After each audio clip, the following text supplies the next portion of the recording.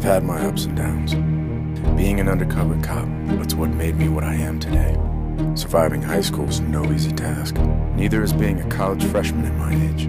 But because of this, my body is now engineered to defy the laws of physics and the mindset to master the most epic of splits.